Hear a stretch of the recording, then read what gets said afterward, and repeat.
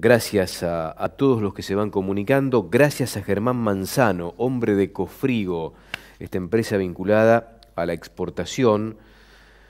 Germán es un hombre históricamente ligado a la exportación de carne vacuna desde la Argentina hacia distintos lugares, hacia los diferentes destinos que presenta la posibilidad comercial con este producto tan emblemático para la Argentina. ¿Cómo te va, Germán? Buen día. Buen día, Silvio. ¿Qué tal? Es un gusto estar con vos. Bueno, primero hacer un balance por lo que decía Ignacio Iriarte hace un ratito, ¿no?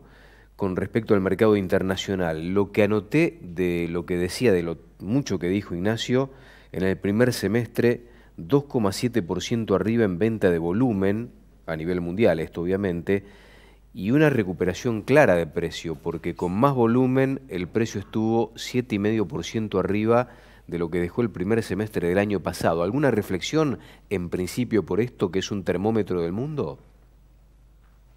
Sí, sobre todo teniendo en cuenta quién es el principal importador, ¿no? En este caso China, y donde pese a la prometida y esperada recuperación del stock porcino, nuevos brotes, especialmente en el sur, a diferencia antes, los primeros habían sido un poco más arriba, más hacia el centro. De la peste porcina, pese a todos los esfuerzos, las granjas chicas siguen teniendo inconvenientes, y eso hace que, aunque haya una primera liquidación y bajen esos precios, luego hay que importar de nuevo, y ahí aparece, en el curso del semestre, los tres proveedores de América del Sur han seguido su derrotero más o menos iguales en proporción. A partir de mayo aparecemos nosotros fuera de cuadro, y ha impactado en precios. ¿Sí? Por darte un caso, los cuartos con hueso que no llegamos a vender más de $3.200, hoy están $1.000 arriba porque quedaron con un único proveedor, que es Uruguay. Es un caso especial porque no es el mayor volumen, es carne que va a ser utilizada en las regiones del norte de China, en el límite con Mongolia, pero lo cierto es que hay mejora en los precios. En los demás mercados es bastante aleatorio. Europa recuperó precios, los volvió a bajar ahora, tiene que ver también con lo que haces ese traslado masivo por las vacaciones hacia regiones del sol como España o Italia y Grecia, y que reduce los consumos de carne vacuna. En el caso de Estados Unidos, el que define los precios es Australia. Si Australia está con volumen pleno, esas 700.000 toneladas que habitualmente provee de carne para manufactura, los precios se mantendrán estables, y si Australia se achica, algo suben, pero no, la tendencia es creciente. Y aparecen mercados a los que nosotros no accedemos hace bastante, que son todos los del norte de África y Medio Oriente, MENA, que alguna vez fue Argelia, Egipto, hasta Túnez en su proporción, y que bueno, hoy miramos de lejos, ¿no? Irán, que por otras razones hace muchísimos años que desaparecimos, han subido también sus precios notariamente. Y el que desapareció para nosotros, quedó reducido a su mínima expresión, que es Rusia, que sigue de atrás, nunca más volvió a ser el líder, pero que también tiene que acompañar los valores del gran demandante que es China, ¿no? Claro, Rusia se ha transformado en el outlet mundial de lo que significa hoy la demanda china, ¿no? Porque más o menos va por el mismo producto. Sí, pensá que ellos hacen algo así como 70 salames distintos, ahumados, cocidos, crudos, secos, etcétera, etcétera. Y Paraguay es el gran proveedor, Brasil, que atiende todos los mercados también, y Uruguay y Argentina quedaron marginales. En el caso de Uruguay ya ningún kilo va para allí. Y bueno, ese mercado no es lo que era, un mercado que apuntaba de las 500.000 toneladas. Alguna vez yo soñé equivocadamente que ellos apostaban, tienen que usar energía, porque por las temperaturas con las que se manejan, les es, por supuesto, más oneroso criar estabulados vacunos, así que, salvo la industria lechera, apostaban al cerdo y al pollo.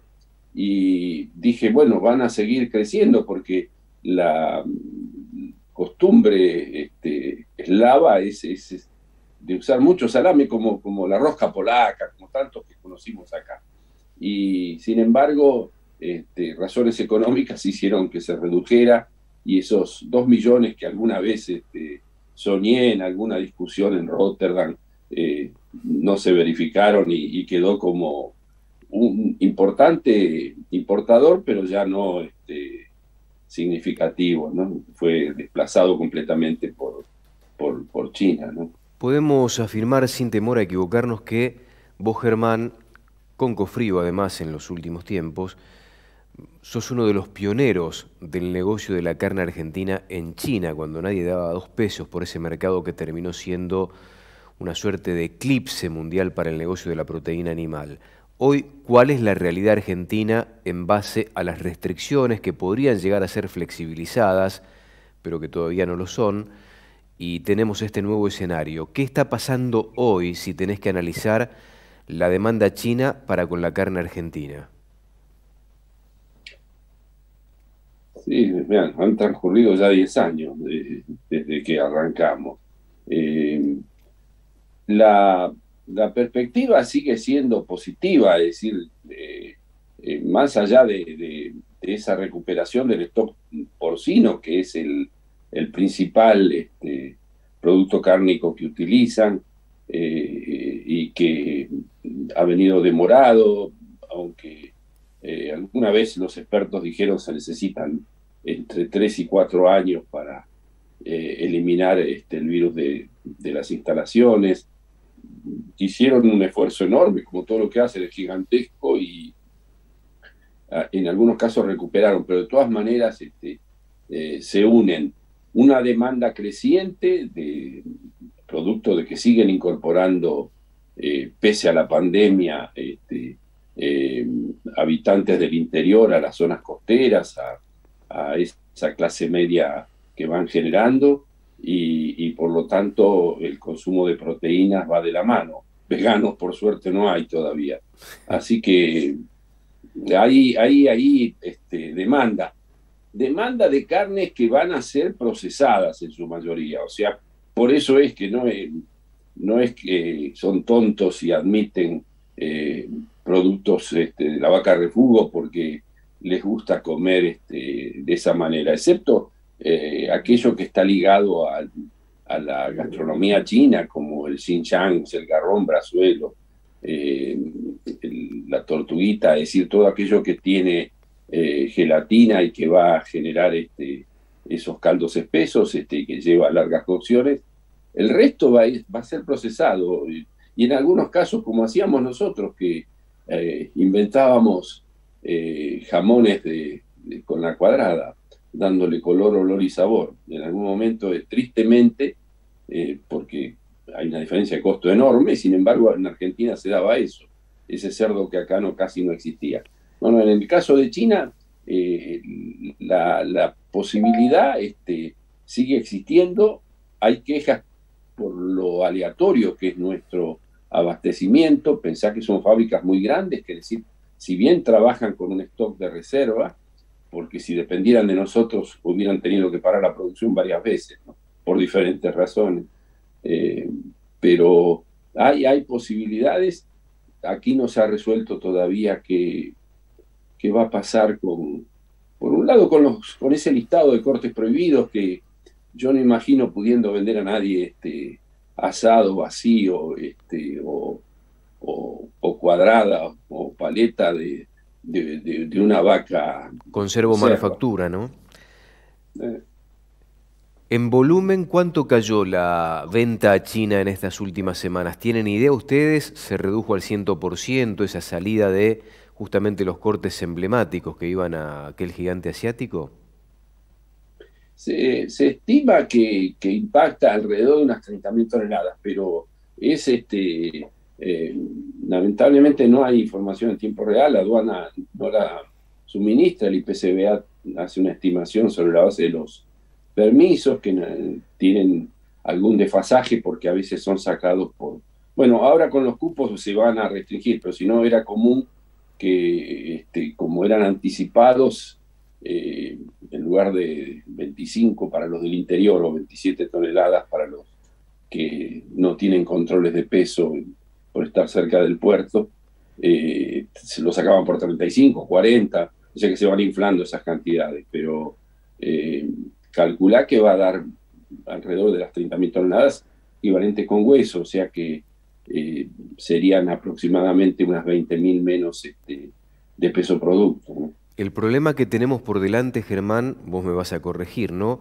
Es que estacionalmente se va a terminar en los próximos días, calculo que en 15, 20 días más, el volumen habitual de vaca de conserva y manufactura que está saliendo de los campos de cría. Es decir, vamos a desaprovechar una oportunidad hasta estratégica desde el punto de vista del almanaque en ese sentido. Sí, sí, eso, bueno, el impacto en los precios ha desalentado a muchos. De todas maneras, no tenés alternativa. El único destino para una parte de esa producción es los productores locales de embutidos. Hoy ni siquiera eh, aquellos que estaban acostumbrados, como algunos consumidores de Corrientes, de Chaco, te absorben ese producto. Una vez que empezaron a recibir asados de la zona central, De mejor calidad, no, claro. no, si comparás para una cocción a la parrilla o a la plancha, no la podés usar, es decir, solo es para hervir. ¿Tenés información de que se estén estoqueando las industrias en base a los rumores que siguen trascendiendo y que hablan de la flexibilización que supuestamente se iba a anunciar el jueves de la semana pasada, después en los primeros días de esta semana y ya prácticamente vamos llegando al cierre de la semana y todavía no tenemos novedades?